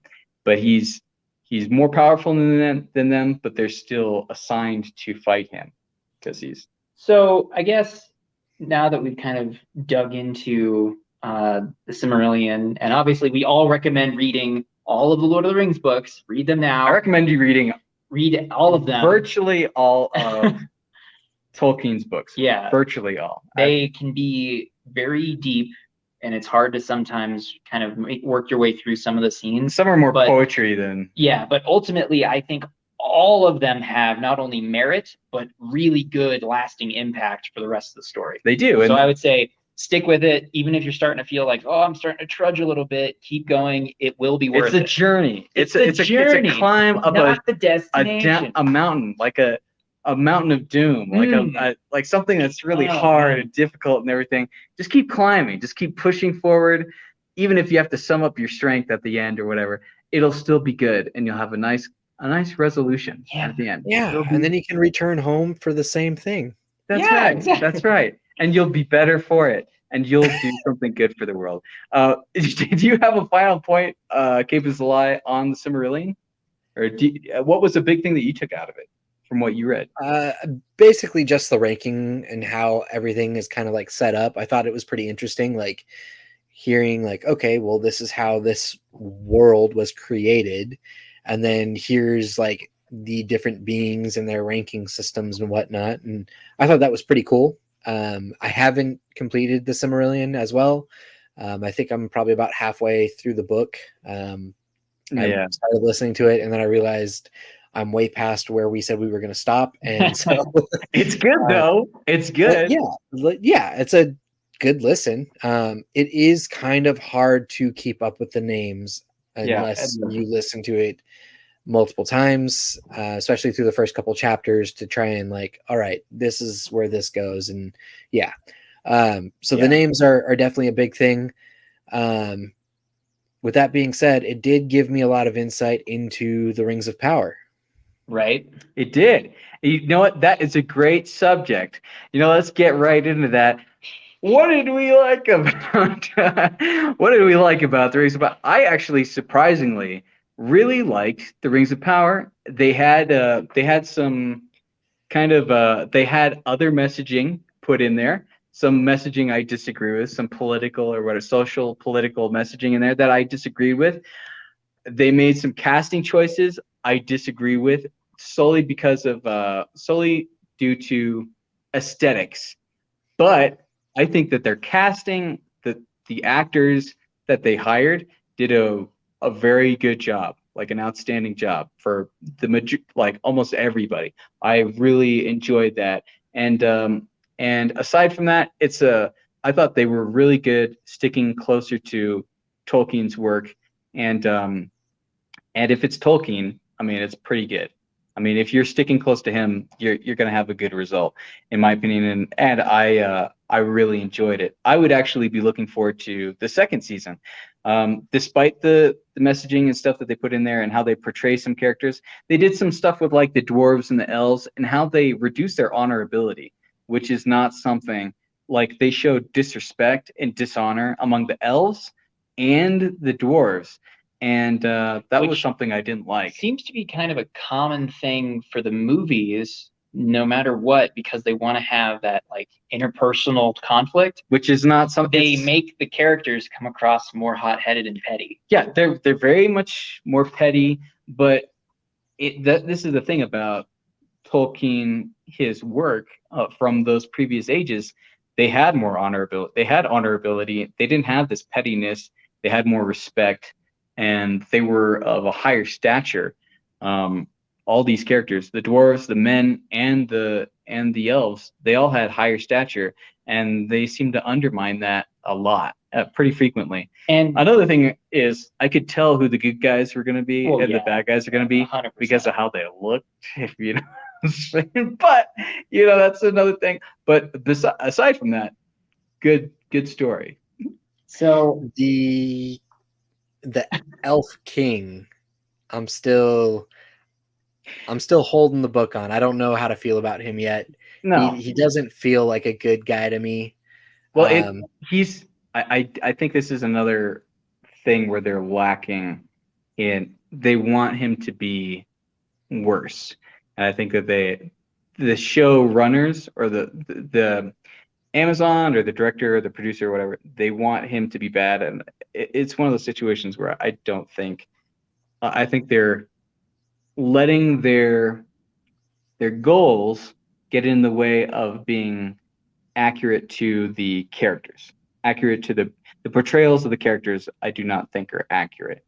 Good story, but I think that they're lacking in that point because they have other goals, in my opinion. So I'm of two minds about it. When I watched it, I went into it expecting it to be more like the Silmarillion. Like I was expecting it to go into the creation of Middle-earth, seeing what happens, seeing the influence of Melkor / Morgoth, how he's taking the Silmarillions or the Silmarils, and having them like put into his crown, and then having the relationship between Beren and Luthien, the first relationship between a man and an elf, and their love and how they sacrifice for each other and ultimately steal the Silmarils out of his crown and that kind of stuff. And I was expecting big, crazy moments, and it was kind of, no, all that stuff happened 1,000 years ago. We're going to be here. And I was like, okay. They didn't have the rights to it, correct? They didn't have the rights to it. I think they might not have had the rights to the Silmarillion. I think that was part of it. They didn't have the rights to it, so they were telling something in the middle of because they talk about like Morgoth and right that kind of you stuff. You can talk about those characters without having the rights to the story. If you're not retelling that same story, you're fine. Yeah. So like they weren't retelling, and they haven't named the show the Silmarillion. They just named it the Rings of Power. So we're kind of seeing like how the rings were initially formed and made. I was kind of left at the end confused as to whether or not Sauron has his ring or if it hasn't been created yet. Yeah, I didn't think so either. I know that the other 3 rings, the elvish rings that aren't under his control ever, were created. I think that was the point, is that he sees that being created. He realizes the power that he could use and the power of how to make the rings, and then goes, okay, I'm going to, like Melkor did before him, I'm going to take something good and somewhat pure that has good meanings behind it, and I'm going to twist it and put my own spin on it and ultimately use it for my own ends. I think he I think what it was I think that the elves actually they were intended to have power. It was intended to have power over the elves, but they were stronger in constitution than the humans. So it has a greater workability than on the humans and dwarves, and the dwarves, I meant to say, than on the elves. They have greater resistance because of the quality of the being of the elves over the humans and dwarves. More prone to corruption. Yeah. Interesting. I wouldn't have gathered that. I would have thought that he would have been able to make the ring that oversaw them. I thought that because those 3 rings were made before his ring was made is the only reason they didn't fall under the rule of his ring. So that's how can we say spoiler alert real quick so we can get that out of the way? Spoiler alert, Rings of Power, watch it. It's worth a watch. A lot of people are saying that it's trash. I wouldn't say it's trash. I wouldn't say it's trash. Because I was listening to the reviews and they never said really the reasoning. I would say the things that I would have at fault is the incorrect portrayals of the characters. Yeah. I don't think that that's correct. I think that they had other ideas that they were putting in there, and that those ruined, or those were incorrect portrayals. Because of that, there were incorrect portrayals of the characters and their actions and emotions and stuff. And some of the casting choices. I disagree with the casting choices in aesthetics. Portrayals, I think they were really good. I think they were good as far as they were accurate to the books. But that being said, more spoiler alert. Not maybe personality-wise. But the other thing, aside from that, I think it was a really good series. And something that really blew me away was the physical. It was the aesthetics. Aside from making everybody dirty, like having me covered in dirt and mud and stuff. Aside from that, I thought that the costuming, and I thought that the makeup and effects, I thought those were amazing and completely blew me away. And I thought those were at least at the same level as the Lord of the Rings series, the show or the movies. I thought they were at least on that level or above. I think above. I think I have to agree with that. My major qualm with that is they kind of threw in Mithril and made it this like super weapon, spiritual. It definitely wasn't in the books. Like Mithril is definitely a valuable thing, and it's something that is sought after. However, it never talks about the rings being made from the combination of this and other thing. Every time we've seen the Ring of Power, it's always been a golden ring with some kind of fiery inscription on the inside. It's him. It is his corporeal form or whatever. His cruelty, poured into his malice. It's that portion of him and his other stuff, other things in him, made given form into this ring. That's what it is. And I didn't hear any mention of there being a spiritual quality to Mithril before that. It was nice. It was like really good. It was a resource, but it's not. It was a rare resource. It wasn't something that was like, you have this battle between these good and evil side, and they are kind of like in this forever fight, and so it's created this vein of this super rare mineral because of this thing that happened up on the mountain. And No. yeah, Yeah, a battle between a Balrog and an elf creating a merging a mithril baby in the mountains. I hadn't heard of that. That's not something I've heard about in any of the lore, and I doubt. It's something I disagreed with. It feels a little MacGuffin-y to me. Yeah, mithril it's an amazing mineral. People want it because it's amazing. Because it's so fantastic. It's awesome. It's better than everything else. It's stronger than other things. So it's adamantium. But it's got to save the elves. Yes, that's right. They need some storyline. You don't have to. You don't have to add that to it. Yeah, which to me is also a weird choice to. Is that what they mean by the diminishing of the elves, which was more of a natural thing for being around for so long? The age of elves is over. They might be saying that is beginning. But the diminishing of the elves is not that. The diminishing of the elves is your time is over. You're done. You're kind of tied. You're tied to the movement of history. You're tied to the ages changing in Middle Earth and in the universe. Yeah. And your time is passing, and it has because they're more spiritual. Because of that passing, you will pass as well. Yeah. You can choose where you go, but you're going to pass either way, either to the west or to the land you're just gonna dissipate or whatever. And I never heard mithril does not have that quality. But we also never heard about the tree that kept them all alive either. So yeah, the only thing I remember about the two trees were the sun and moon. The sun and the moon, and then the sap being turned into the Silmarils. Yeah, it wasn't the fruit. I thought it was the sap. Might be the sap. The other thing is, so Sauron. What do you think? So who saw Sauron being what's his name? I saw him being a bad guy. I didn't know who, but I saw it being I called it the second he was on screen. I was like, this guy is either Sauron. I figured Sauron was one of two people. The guy that they were trying to make it out to be, I knew it wasn't. The blonde?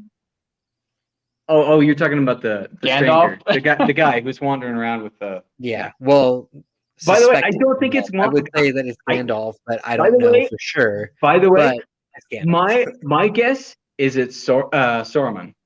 That's my guess. That's what I thought too. Yeah, no, because they talk about Saruman having done good things in the past. Yeah. And it's very possible that could be him. Gandalf, I believe, was actually under Saruman at one point in time. Saruman was supposed to be one of the higher ups. Yeah. Remember, because he's Saruman the White, Gandalf the Gray is underneath him. And so I actually figured this could be Saruman right here. Just because someone says the same line, follow your nose, does not mean. And by the way, the reason I'm saying it is because I think you guys are giving them too much credit. That's why I'm saying that, because let's hold them to a higher standard. Come on. When I saw Sauron on screen, I was like, oh, look, it's Sauron on screen. And I was like, yeah, he's going to be revealed to do something mean. Did you look it up on IMDb beforehand? I didn't even touch it. I don't think. I think it's a feint. I think they're going Gandalf. He's talking to bugs. He's doing this because they're gonna go. This is it. And plus, Saruman needs to show up. He needs to be there now. You haven't seen any other wizards. And again, he was better. He was a good guy at the beginning, and he would have more of a corruption, good guy thing going on. Gandalf never really had that kind of striving in that. If I'm wrong, I'll be very pleasantly surprised. Hold on. Also, here's the reason why. Here's the reason why it could have been Gandalf, because Gandalf has always been a friend to the hobbits. Who is he running with right now? But Gandalf had an awareness of the hobbits Saruman did not. He had to be instructed on who the hobbits were. He learned about them while in the Third Age that we learned Right. about Saruman. So that's my point. He learned about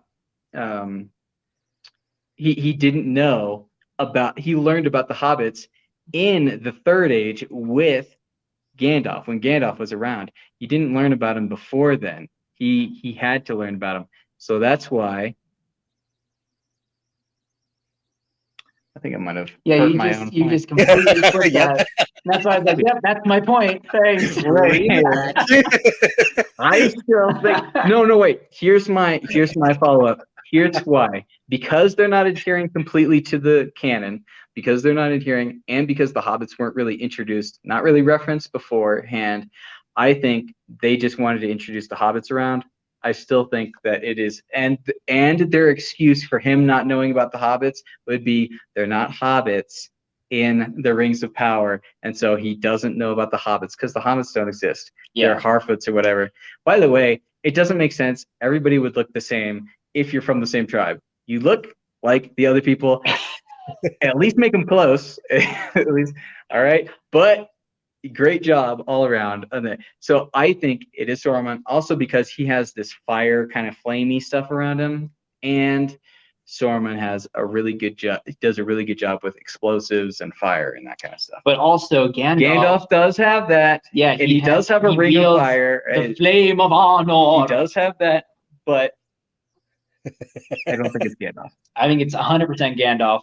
I would love to be wrong and it be Saruman revealed as a big twist. Oh man, he gets his hair straightened. It's nuts. So crazy. They both look But close. instead, I think it's blatantly going to be Gandalf. Also, you say he's going to get his hair straightened. You're talking about Saruman the White, or after that, the Saruman of many colors, and you're comparing it with Gandalf of the Gray, who has the curly hair. What happens when Gandalf the Gray becomes Gandalf the White? His hair becomes straight, and so I know. he's gray. So there you go. That's There's why that I'm argument saying gone. I would love to be wrong, but I don't think that's that argument gone. Anyways, so because he can still become white and his hair straightens out, so it doesn't matter. Reincarnation or whatever, it can always change your physical characteristics. Like I said, I'd love to be wrong. Cape is a lie agrees with me. So any other he changed? He changed his point. He changed his view. That's right. No. I think it's in question. It is still in question. They do have the ability to throw the twist on us and say, "Oh, this is Saruman." They could do it. I think that right now, all signs point to Gandalf. That's just like if you're going with the blatant, like, "Hey, we're watching this." You have the line that was set at the end. You have different things that kind of point towards, like, this being Gandalf. I think, like, the relationship with the Harfoots, Right. I think that's a big part of that storyline. Also, I'll say this: they give him amnesia. So if someone has amnesia, Right. they can forget that they had an association with a group of people, which didn't exist in the book at that time. So that's my other point. I amnesia'd out my relation. I forgot these people. But he had But amnesia. that was because he just appeared in Middle Earth. Right. He had amnesia Right. and landed. Wait, but if you're still in the process of amnesiaing, you can still last, and then after 1,000 years or so, you forget the thing happened. He hasn't been in Middle Earth though. He just fell to Middle Earth. Yeah, but then after 1,000 years, you forget. You are still amnesiaing, and after that time, Still amnesiaing. a little bit. There's a little bit. Okay, I see what you're saying. Yeah. If you're The sorry, other thing, the other thing, what was it? I forget. Well, I'm curious to see, what did you guys think about the Numenorians? That was the point. That was the point I had. The strength of the guy. Okay, I'll say spoilers again. The strength of Halbrand, is that his name? Halbrand. Halbrand. Sauron. The strength of Sauron, in that the Numenorians were supposed to be like at that level, because when he freaks out and everything and he starts fighting the guardsmen, that was the implication, that was kind of the portrayal that you read in the books about the men of Numenor. They're supposed to be that level of strength. And even the Southlanders, all the humans, all the men are supposed to be like superhuman. All of them. Even the lesser ones are still supposed to be stronger than the men you see in the Lord of the Rings movies. They're supposed to be of greater strength than them. I thought that the Numenorians specifically were like the strongest. They are. They are supposed to be there. Compared to regular men. But even the Southlanders, all those, they are still of the higher quality. They're still of the higher strength level. They're supposed to be better, stronger folks. The men of Numenor are supposed to be at like elf level strength or whatever. Like when you see them in at that level, when you see them in like the general, like the lower like common elves of the Third Age. Right. The men of Numenor are supposed to be at that level of strength then at that point. And then but the elves are supposed to be like at that point, they're supposed to be like crazy. Yeah, they're close to wizard kind of. Yeah. And so but I expected to see more of the Numenorians be that kind of strength level and stuff. And another thing, I didn't want to see any Harfoots in the power shell. I didn't care about that. I get that they shouldn't have been in there. Yeah. What about you, Cape is Alive? What do you think of the Numenorians specifically? I like the Numenorians. I was kind of confused about the island. Like, is that how that was described in the book before? Like, were the Numenorians on some island in between the east and the west? It's the island of Numenor. I expected Numenor to look different, but they did a good job of making it look nice. Yeah, I was going to say, I'm not a huge fan of I appreciate the work behind the costume designs, but I kind of hated most of the costume designs. Like aesthetically, to me personally, I just didn't really like it. This is like the thing. The idea that it was like a quasi like Roman Greek culture that was on an island, and so it has like the interactions with the ocean and that kind of stuff. I understood the stuff that they were tying into it from history, and I was like, okay, I get where they're going with. But to me personally, the aesthetic design I didn't like. I liked their combat outfits. It's different than what I pictured reading the books. Reading the books, I pictured more full armor and stuff, and full like plate metal armor, plate and chain. And I expected that, and I expected the elvish look and the human look to look the same or close to each other. Slightly different because they're different races. But the other thing was they weren't perfect. They were less perfect in morality and how they behaved and in their stature and their physicality. Less perfect than I believe from reading the books they should have looked. They should have acted. And that went for the elves and for the men. And that was something that bothered me through throughout the series. I thought that the fact that it was showing them be kind of more human, more flawed, more vulnerable is kind of, to me, it was showing the fact that they are no longer in their best time. They are now getting close to the fall of Numenor, because eventually they will become people who worship Sauron and fall to his influence, and they become worshippers of Morgoth, and then the entire kingdom gets wiped out. Well, you could say that. I think that they are of higher stature. Just like if you look at how we viewed,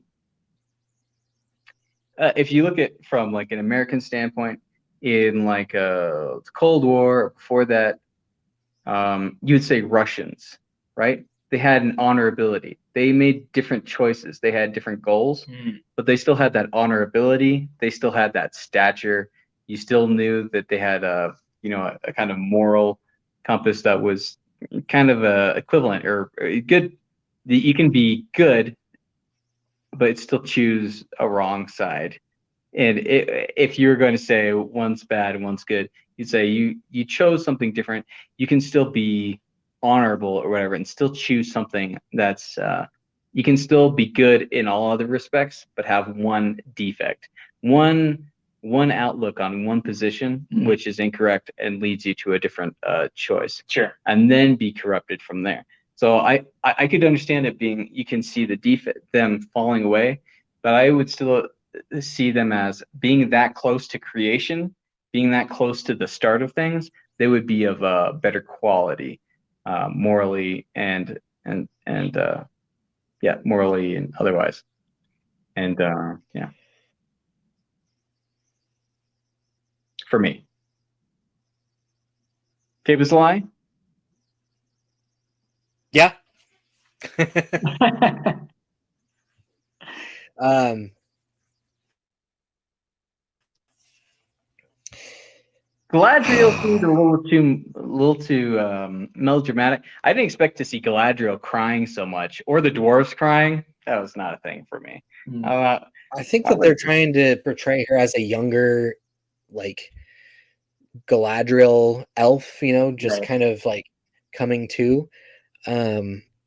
Personally, like the Galadriel we know in the books doesn't line up with the Galadriel we see in the series. That's not what I would have pictured or envisioned for Galadriel, but I mean, it's their story. Legolas has better. He's better, more composed, and he's like a younger, lower quality than Galadriel this time. Yeah, but also they're telling you like Galadriel is battle hardened and like knows her stuff. Like PTSD. What's that? And has PTSD. Sure, yes. I will say, like, for all of the downfalls of the Rings of Power show, it is a watchable show. It is not horrible. No. So I don't want people to listen to this and go, oh, well, I'm just not going to watch the show. Like, no, give it a watch. It's actually not horrible. If you're looking for something that's entertaining, visually, it's pleasing. That's my opinion. You kind of see some things with like the Balrog. You see like different battles happening. You get like this backstory of Galadriel. There's that whole play on the brother and the knife thing. And then, of course, you have Sauron, who's kind of sneaking around. He's acting like he doesn't really want to do things. And then you find out like him saying that he didn't want to do things was actually his way of manipulating the situation to be able to do things. And dude is like completely evil. And I kind of saw that coming from out of the way. I was like, oh, he's manipulating you. Okay, cool. I am wondering if he has control over the Elf King at the moment, or if he has a way to impersonate him. From what I read, Sauron has the ability to impersonate others. So I'm wondering if when he's he's able to change his form when he's the bearer of gifts or giver of gifts. You can change his form, but as far as I know, he's kind of limited to that. But it might be. I mean, they might be doing that in the show. It could be something they do in the show. Yeah, that's true. As far as I know, to my recollection, he impersonates dark beasts and stuff. Or maybe am I confusing him with Morgoth? But I think Morgoth, I think, is the one that impersonates beasts. Okay. I think Sauron has the ability to impersonate people. And you see Sauron change his form into like a beautiful, like clothed in white being, angelic, to try and bring people in, which is kind of touched on by, not directly, but Frodo, I think in the book and in the extended edition of the movie, says, when they're asking, the hobbits are talking about Strider, Aragorn, and they're like, oh, should we trust him? He could be a friend of the enemy. And Frodo goes, I think if he was an enemy trying to trick us, he would seem fairer, he would smell fouler. you'd look fair, and you would have an uglier you'd be much worse on the inside. Yeah, which I think is true of Sauron. He would come across as this beautiful angelic being that's here to just give gifts and make everyone's life better. But something feels wrong, something feels off because he can't hide that part. So he might be that king. He might be impersonating him. I was half surprised. I was kind of hoping he would be, a good guy, but it's just my intuition. I'm running with it at the moment. I think that the Elf King is bad. It's kind of been like danced around. It hasn't really been directly spoken to. Yeah, the king is bad for sure. Yeah, in the show. Bad or at least incredibly selfish. Something I would say, thinking only about the elves and not about other races. Something I would say is I actually do recommend the show. If you know a political bent which might be included in the show, I still think it's better than the Lord of the Rings movies. See, I would disagree there. I would say it's better than the Hobbit movies. I haven't seen them. I didn't even give those a chance. Exactly. Anything's better than the Hobbit movies at this point. Yeah, for real. Is that paint drying? Wow, that's great. Wow. Much better than the Hobbit. Grass growing? Wow. Okay, let's watch that. Yeah. Are you picking your nose? Man, how's it gonna end? That's how it is. Yeah. Yeah, because I would better than the Hobbit. 100% say it's better than the Hobbit movies. But I would say it's still, to me, less than the movies for the Lord of the Rings. Slightly. Yeah, I think I'm going to hold my opinion until the actual series has completed, because we're definitely not done with the show. This is just the first season that has the ability to get better or worse. I think as far as a first season goes, this is pretty good. They explore the relationship between the dwarves and the elves. You see a little bit of background of the elves, where they come from. You kind of have like this backstory with Galadriel, and you're learning more about her and her battle hardiness. I don't know how you'd say that. Yeah, okay, there's like definitely some parts in the show where you're like, okay, does this really need to happen? All right, sure. But overall, I think that the story is well done. You have like this whole other subplot story with like this elf guard who isn't really liked by the people. You have this people that used to be loyal to Sauron. Yep. And then this elf guard kind of helps or develops a relationship with this woman and helps change these people's minds. You know what? He is one of the best portrayals, aside from why they chose the actor. He has portrayed elves the best. He's the best portrayal of an elf I have seen out of any portrayal of an elf up to this point in film. Yeah, I would agree. In physical, I think he's one of the best elves. Yeah, he's got the role locked. He's good. I think he did. I think he did. Now the question I have is her son his? No. I don't think at all. Yeah, no. Because I think they reference the fact that she meets him after the dad. Yeah. Or after he leaves or dies. And I think it's much more impactful the fact that he's willing to be a father figure to the kid than being just a legitimate father. I believe that you're going to find the father, and the father's going to be a not nice person. Yeah, I think he's going to be a real sassy pants. And I think that's partially why he's doing it. Also, I did notice the fact about the sword and the branding. I was just going to get into the sword. I think it's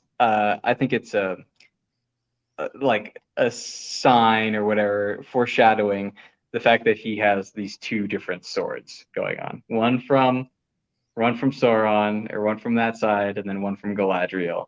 Which one does he choose? He chose the good sword. Anyways, but what about the branding of the sword? That's cool. Do you think the branding like determines the future of the person? I think it's a way of corruption. Yeah, I don't see it as something that's influencing the future necessarily of the person, but I think it shows a side of Middle Earth that they don't really delve into too much, which is the idea No of pun. which is they show the corrupting aspect of evil and letting yourself be open to it, and how it literally gets into you and under your skin. You're letting it in. To give you have a feeling of power, because it creates the sword when you sacrifice a part of yourself to it. But beyond that, I don't really see it having as much of an impact, but more just a really good piece of visual storytelling. Also, I really like even though I wasn't a huge fan of a lot of the aesthetics of the humans and like the elven clothing, I did think the portrayals of the orcs and their kind of stuff I thought was actually pretty good. Oh yeah, it was great. Great job with the orc. Yeah, the orcs and the uruks. The Southlanders, they look too normal human-y for this time. I mean, a little bit too much TV, right? A little too much. They look weak. They look weak, scraggly, and they don't look like prime humans. They don't look like the best. And I get that they're not supposed to be like the best out of those people, but still. Which could also be because they were people that sided with the evil one. Maybe, but you don't see like healthy humans. You don't see like healthy young guys. Vibrant people. You don't see them around, and you do see them, or they're either dumpy or whatever, and always have to be lower quality. Do you guys remember the name of the leader of the orcs who speaks to Sauron without realizing it? And Sauron goes, "Do you remember me?" Remember what his name was? Oh, the elf who's marred. Something Alduin and Iwin. I don't remember his name off the top of my head, but I know who you're talking about. Yeah. Anyway, apparently that guy isn't coming back for season 2. What? Yeah, he quit. So I don't know what that's going to look like for the rest of the series. Not look like him. Yeah, I'm wondering if they're going to go, oh, he's going to be completely corrupted into a full orc by the beginning of the second season. Was there a reason why, or? I heard it was because he just wasn't a fan of the storytelling. He didn't enjoy the character and how the character was being portrayed, and was like, I'm good. I'm gonna. Well, at the end of it, he didn't like criticism. At the end of the show, there's not really a place for the character to go. I felt like, besides becoming an underling of Sauron. Yeah, and it kind of became really one-dimensional or whatever. I think at the end, where he's left off, I don't see much progress after he has much character development. His big moment of describing what it is to be who he is and everything. Yeah, going there, not really. But yeah, so he's not coming back for season 2. So you can always just get another skinny white dude in there and but have the same look. But I think it's also interesting that someone from this giant project decided, no, I'm done, and he just left. Yeah, it's interesting. I think it's probably because of the reviews and criticism that the show's received.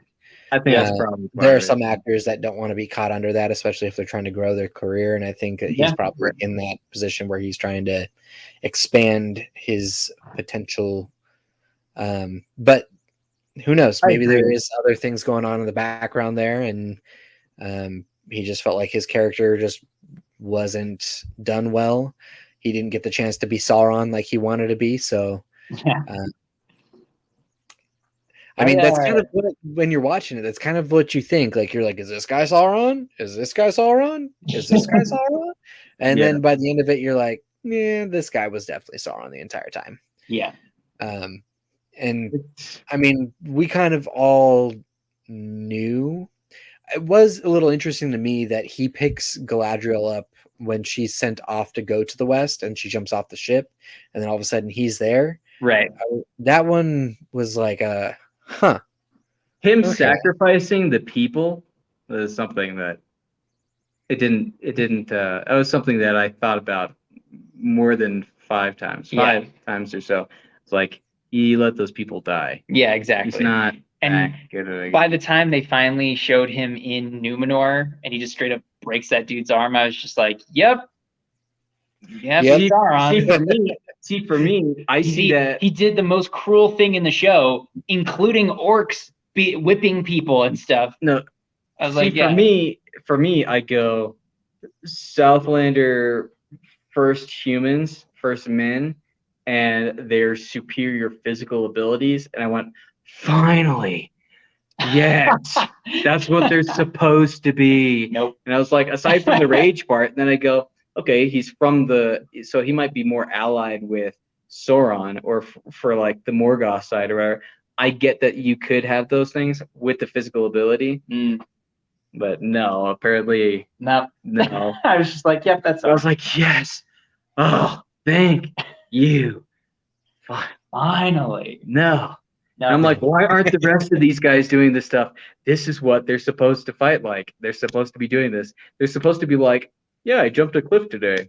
I jumped over a cliff. Yeah, today. like when I was seeing these Numenorians fighting against the. I just punched a hole in some rock. I was expecting to see them like straight up like throwing knives and like coming down and cutting guys in half and stuff, and none of them getting like really messed up at all. And instead, like half of them died. I'm like, oh, all right.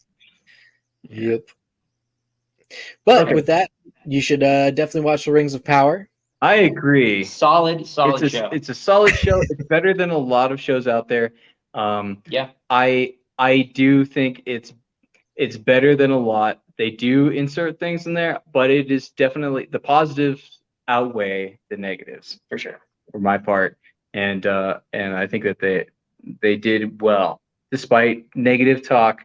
They did well, and I think the fact that so many people didn't have a lot of negative to say shows how good of a show it was. Despite the fact people might not want to say positive things about it, still a good one. And I think it's a much more worthy addition to Tolkien's universe and portrayal of it in live action than the other Hobbit. Yeah. Than other editions that I've seen. So yeah. So with that, we finished up. This is the end of our Lord of the Rings series of our series wrapping up about this. And if you have any comments about that, leave it below. And if you have any disagreements with us, just let us know. And if you like the content, if you like our videos so far, our ideas of conversation, please join us, subscribe, and leave a like on the video if you liked what we had to say, anything we had to say. Anything you didn't like, tell us that too.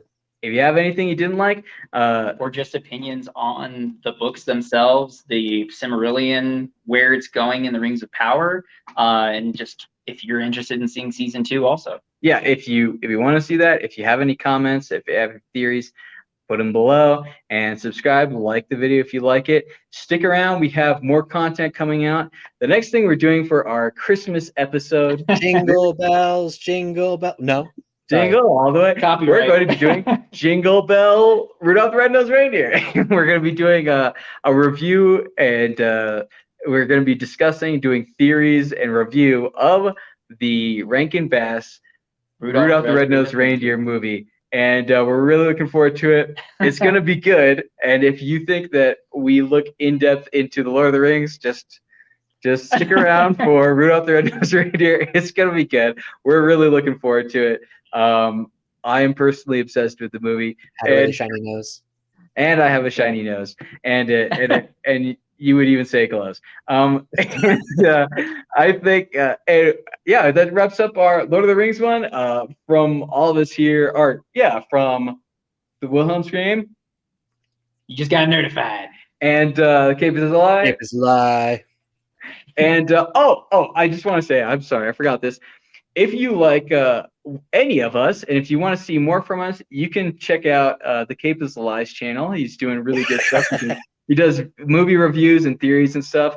I have a channel which I haven't posted on in months, and you can check out the Cape is a Lie, soon to be much theorized, much discussed. You just called me the Cape is a Lie for like 30 seconds straight. Non-existent channel. The Cape is a Lie. You can check his out whenever he gets that up. And Just If whenever. you want to check out my stuff, though, you can go to the Wilhelm Scream. Oh, sorry, the Wilhelm Scream. Yeah, check out the Wilhelm Scream. He's got I've got some reviews on there, and also I spoke about my thoughts on Kevin Conroy's passing, who, if you don't know, was the voice of Batman. Hey, he's pretty got a much bunch of geeky stuff. the last 30 years. He has a bunch of stuff, a bunch of discussions about some good topics, nerdy stuff. And you can check out the Capeless Lie when and if he gets his channel up. And that's, I'm sure, going to be wonderful. And it's going to be great when he does that. But you can check us out.